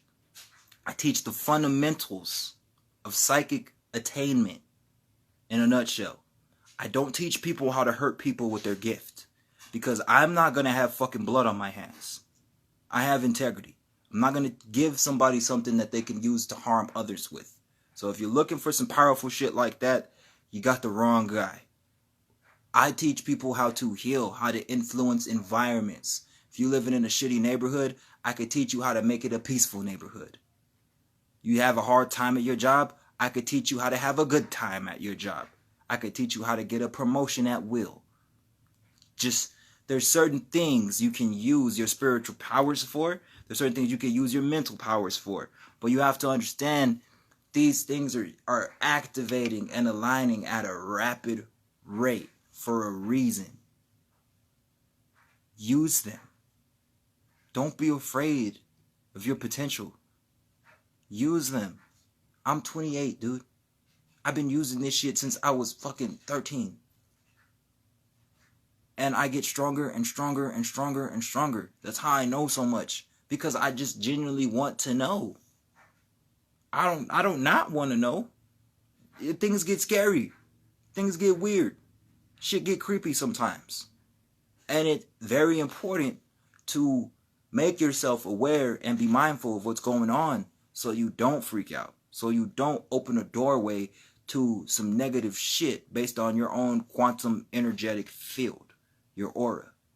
You don't want to attract a parasite to yourself out of fear because you're in an altered state of consciousness seeing in a different reality. You don't want to you don't want to draw certain wicked spirits to you because you said the wrong word in a spell or an incantation. These are things you don't, from experience, trust me, it takes a lot of fucking hard work to get these things out of your life and out of your house. Trust me. You really don't want to deal with this shit trial and error. You want to be sure. Okay? When you're dealing with the occult, when you're tapping into these energies, some of these energies are old and don't have morals. They're going to give it to raw.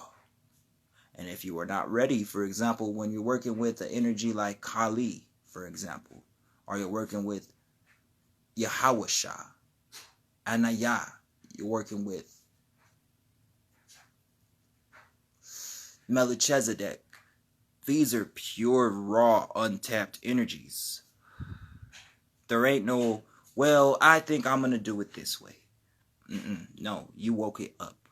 And since you woke it up, it cannot sleep until the job is done. And sometimes they're in a rush if they're not supposed to be woken up. Some things aren't supposed to be woken up ahead of its time. You see, everything is everything. And certain events like star alignments and blood moons and super moons are openings when you could awaken certain energy signatures or thought forms. We call these things gods, goddesses, angels, and demons. These energy signatures or these thought forms it's like a time window. When you have a retrograde or a meteor shower or things like that. These are the times when you would call or you would like to invoke certain energies. You don't want to just do it on a random Tuesday night because it might not be time for that particular energy signature to be arisen. It might have some effects. Like there just might be a spike in crime in your state for the next 2 weeks. Or you just might go through a complete shitstorm at work. You might get sick out of fucking nowhere and don't know what's wrong with you. That's what's wrong with you.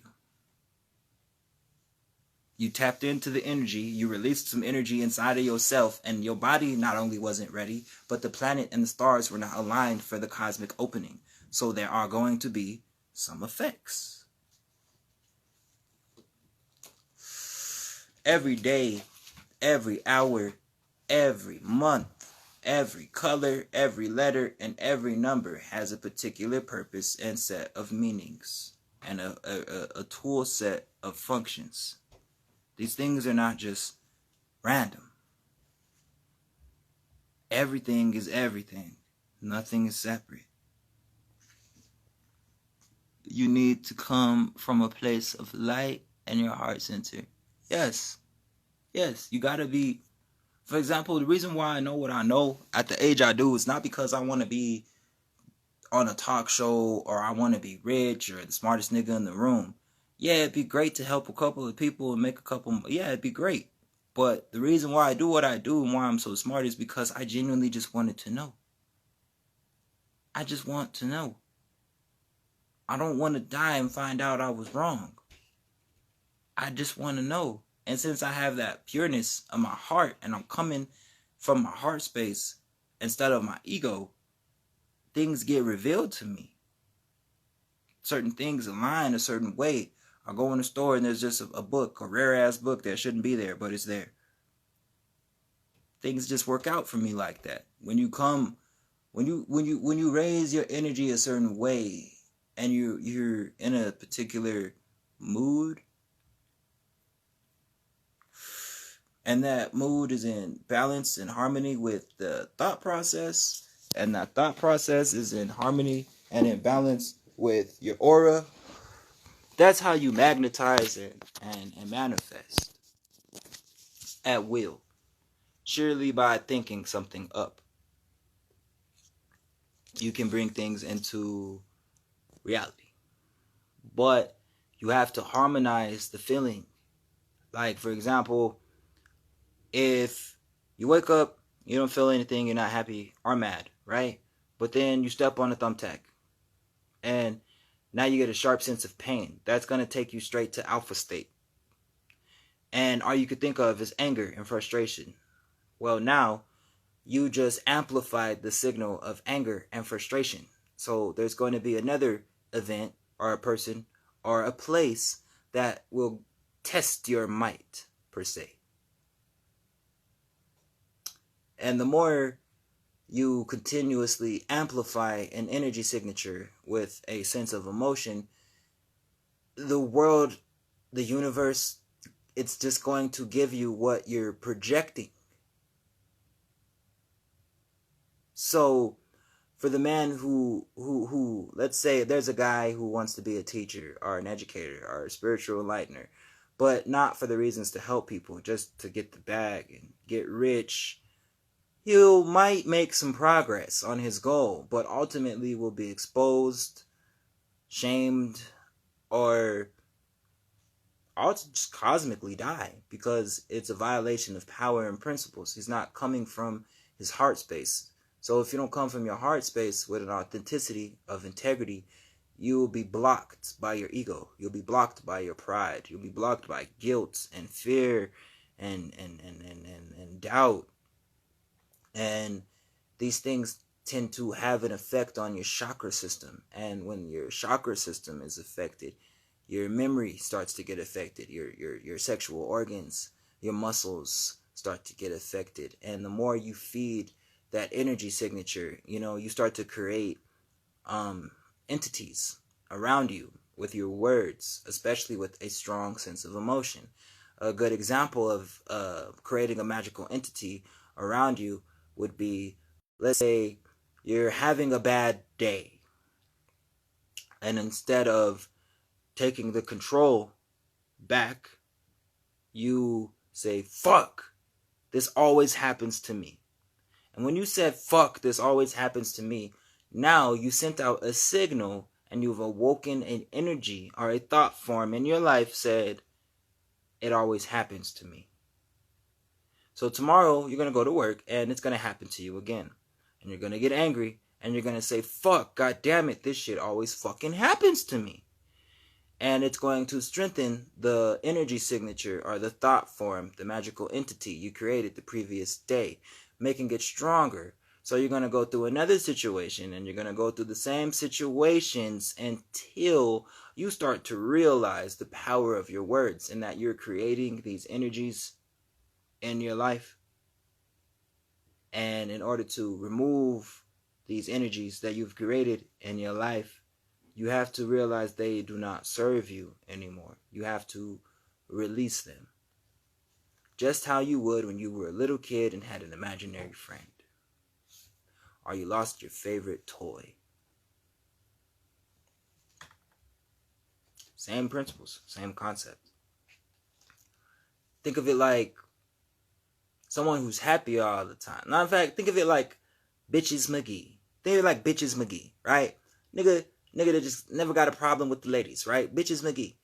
Bitches McGee is Bitches McGee because he feels that way. He thinks that way. He always says, I ain't never got a problem with the ladies. I'll go get her right now. Bet I'll go get her number right now. She already staring at me. Shit, I always get the lady. I always get what I want. So he creates the energy in his life that he always gets what he wants. He's the ladies' man. And since he has that intention and he has a strong emotional response toward that, just like having a negative intention and a strong emotional response towards that, the universe is going to make it real.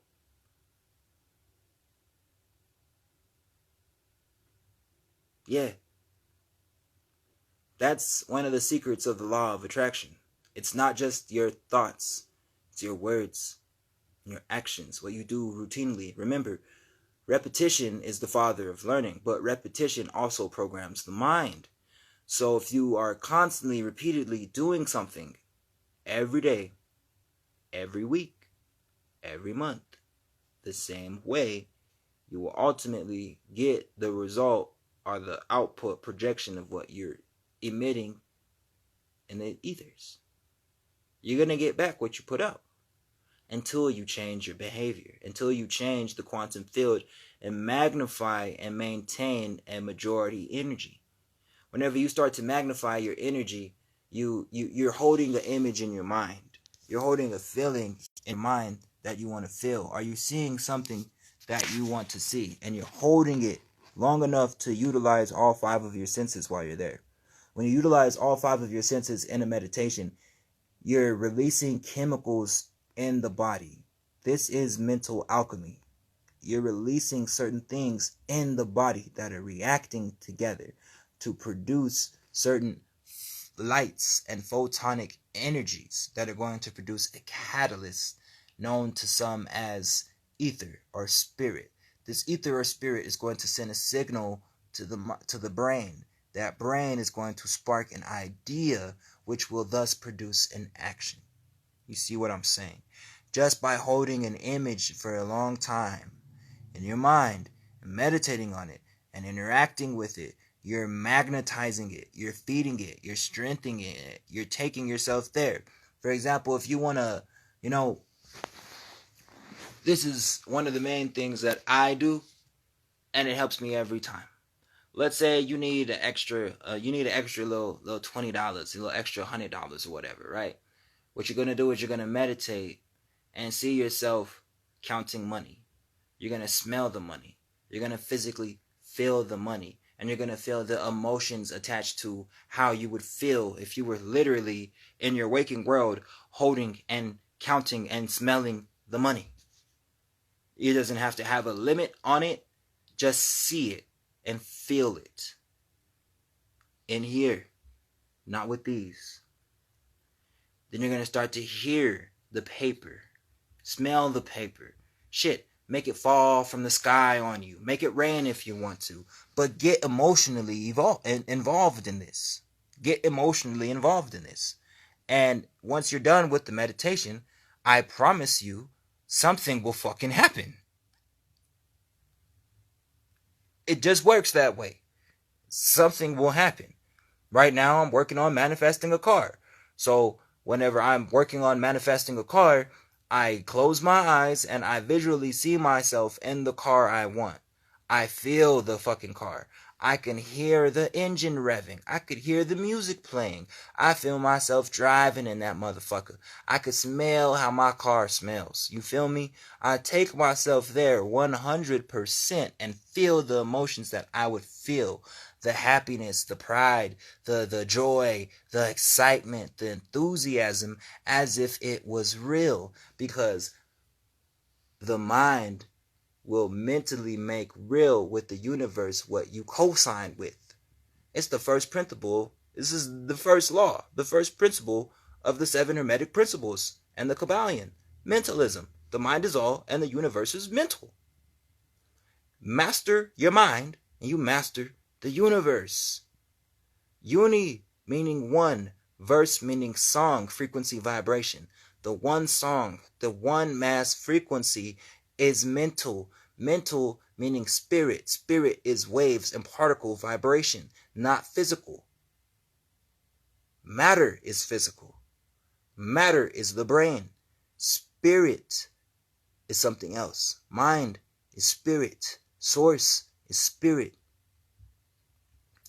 And a direct messenger of these things is your subconscious mind. Okay? When you utilize these tools and you understand what's happening and what's going on a metaphysical level, on a spiritual level, you're ahead of the curve in your physical realm. You're ahead of the curve in your physical reality. You're on the waveform. You're on the energetic grid. You can now manipulate and manifest at will with thought what you wish to bring into your reality. If you don't want to see it in your reality, then refuse to accept it as a part of your reality. When you refuse to accept something as a part of your reality, you're not feeding into it. You're not plugging into it. You don't view it. You're not paying attention to it. Out of sight, out of mind. This goes back to physics and quantum string theory in college. If a tree falls down in the middle of the woods and no one's there to see it, does it make a sound? Just like when you're playing Grand Theft Auto. If you're driving in Liberty City and you have to make your way up to Uptown Manhattan, is the city really there, or does it only load the closer you get to it? This is the same thing as quantum string theory. You see, most of the things that we experience do not exist until we observe them by thought or action. They're just in buffering mode. This is why quantum theologists and scientists say we live in a simulation. It's not like fully a simulation, but our thoughts and our emotions genuinely do impact, shape, mode, and manipulate our reality, especially if you have a collection of people thinking a so said way. Like if you have one person thinking about the sky being green, not going to be as influential as if you have a million people thinking the sky is green. And then imagine if you have a million people thinking the sky is green simultaneously all at once with meditation. It'll probably influence the energetic grid and fucking make the sky green. This is the power of the mind. This is how you could manipulate particles and wave with string theory. By the observation of your thoughts. Your mind makes it real. You don't see with your eyes, you see with your mind. So if you close your eyes and see yourself activating and opening your chakras and your kundalini and your Christos oils on your pineal gland and your pituitary gland, activating and accumulating simultaneously for a long period of time,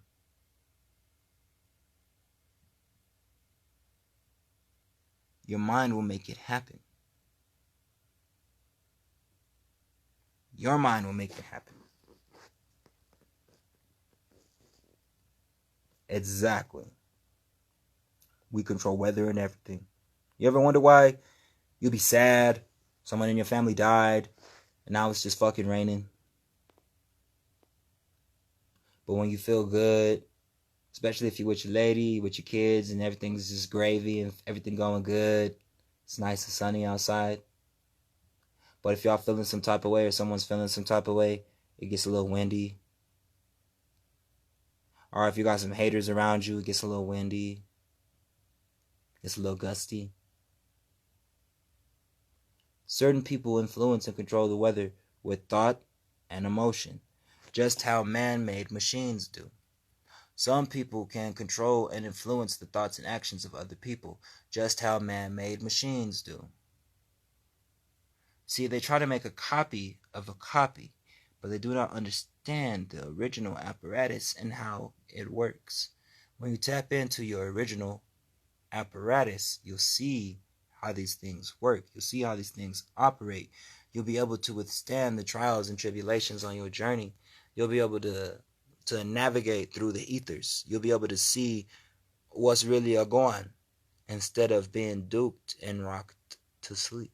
Like the majority of the masses continuously, they have these things happen to them where they're just rock-a-bye baby on the treetop. When the wind blows, the cradle will rock. You literally have people still waiting for Tupac. Think about that. You literally have niggas still waiting for Tupac, fam. You got people waiting for a Sky Daddy to come and save them. When we all have the ability to become Christ. We all have the ability to tap into and become that collective group of messiahs to save our people and live in peace and harmony. We all have this ability to do that. But instead, We've been taught to search outside of ourselves. When you search outside of yourself for what's inside of you, you're giving your power away. Anytime you're worshiping a god, instead of looking at it like an energy that lives inside of you. Anytime you're worshiping a goddess instead of an energy that lives inside of you. If you're afraid of a demon or a devil, instead of looking at it like an energy that lives inside of you, you're giving your power away. Because these things ultimately exist inside of you primordially as an energy signature and a thought form. These gods and goddesses, these angels, these demons, they are symbols of yourself told in story form. It's you. These are all aspects of yourself. And the things that you resonate with, the things that call to you, the things that are relatable to you. This is your identity in a past life. These are your archetype key tones. These are your other aspects. This is a version of your higher self. You are that God. You are that goddess. You could be a male and have more goddess aspects. You could be a female and have more God aspects. The law of gender isn't necessarily a physical thing when you're dealing with spirituality. It's more of a energy expression. Masculine energy is more dynamic.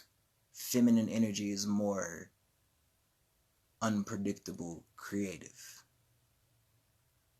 Masculine energy looks at things like point A, B, C. Feminine energy looks at things in more of a spiral. That is the key to the metaphysics of spirituality. You, as a male, have to master the feminine aspects of your brain. As a female, you have to master the masculine aspects of your brain. Because when you meet your soulmate, you are half a spirit. Your soulmate is the other half of that spirit. And when the two come together, they become one whole soul. You understand? When you become one, you're becoming one whole soul. It's not just the two become one and it's this cute thing that you guys say to each other in the physical world. No, the energy signatures of this soul and this soul are a piece of a puzzle. They're mates. They match. They go together. Now they are whole. They are one again. When you are one with your mate, what ends up happening is whatever was yours becomes hers. Whatever is hers becomes yours on an energetic, spiritual level. It's a merger of sorts. So when you're dealing with all this sex magic in a generation where everyone's so fucking crazy and horny all the time and just wants to fuck things, you are constantly giving pieces of yourself away to another person. And in exchange, you're getting pieces of that person and putting them into yourself. This is why I stress spiritual hygiene. If you are out there tearing it down, knocking it down, beating guts, whatever you want to call it, it's okay. But understand, you're not just taking in that female. You're taking in every aspect that female has been with since she lost her virginity. And as a woman, understand, you're not just taking on that man. You're taking on every aspect of the divine feminine energy that man has been with since he lost his virginity. So you can understand why your pH balance gets knocked off. You can understand why dudes start getting a little emotionally imbalanced the more they sleep around. They start getting a little more stressed out. It's because you're constantly taking and borrowing the energy from another person. Quick question. So when Simeon Toko went immortal, you think he had to tap in by meditating and being pure? No. You see, I have a post. I'll repost it about the immortal gene. There's a guy named Dr. Mitchell E. Gibson. Dr. Mitchell Gibson has a lecture about the immortal gene. There are a lot of us indigenous people who are born with a immortal gene. And depending on your lifestyle, your energy force, and how you tap into these things with breath work, or even just naturally with your environment, you will be immortal. Over time, some people lose this ability, but technically we all are immortal. Kevin Gates talks about it all the fucking time. All the time. If I told you I was different, would you understand the difference? Couldn't describe the feeling of the different way of living. Creature of the night, we gonna be alright. Skin gleaming, labeled a demon, cause I can't even die. If I turned you into I, your age would never age and you ever be by my side. Kevin Gates talk about being immortal all the time. All the time. You notice that nigga face just be changing, right? A lot of immortals have the ability to morph. Saint Germain. The odd people have the ability to morph over time. I'm gonna go ahead. I'm gonna chirp out. It's been real. And just know the real ones, we back, baby. You might be able to shut me down on Kishore Teachers, but you can't stop the fucking chop. I ain't going nowhere.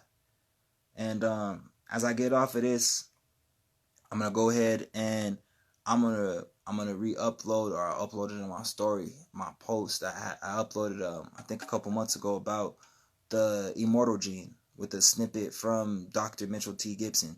You can check him out. Profound work, very educated man, very educated brother. My hat goes off to him. One of the master teachers that's still here.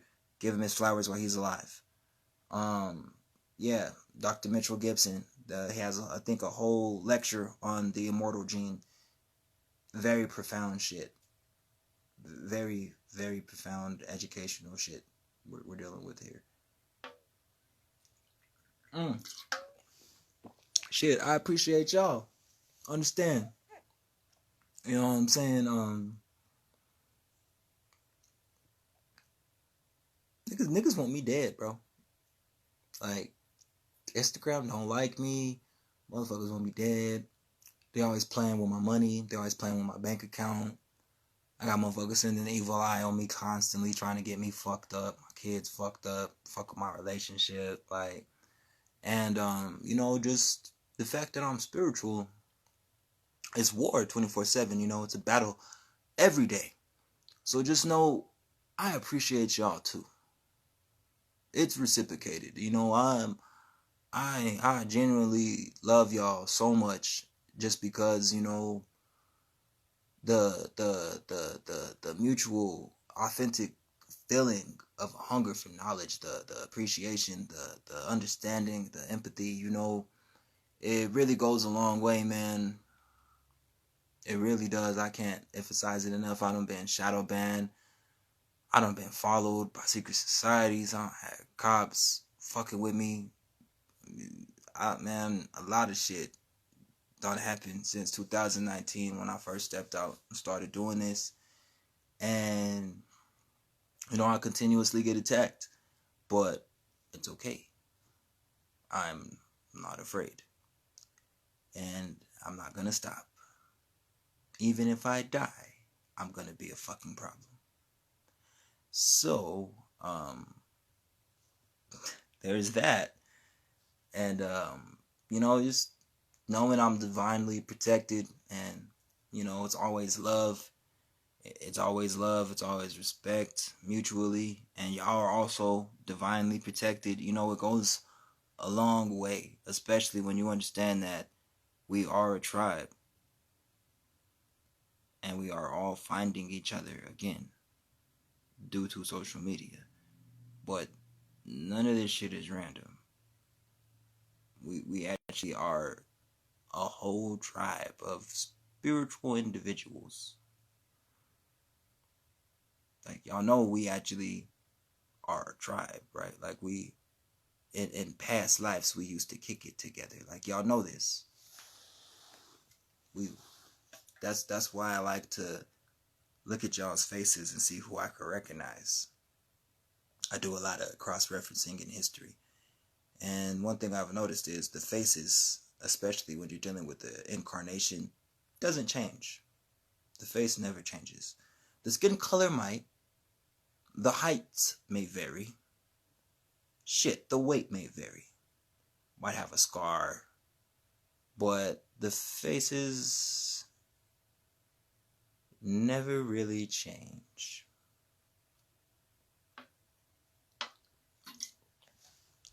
lot of people don't recognize me, and that's okay. I don't really want to be recognized. I don't want the attention that comes with that. So we're going to keep it a secret. We're going to keep it a secret until the time is right. But I'm sure many of y'all can guess. Put a face to the name, or a name on the face, maybe. In the meantime, I'll see you guys later. Peace, love, and most importantly, fuck all that light shit. Stay dangerous.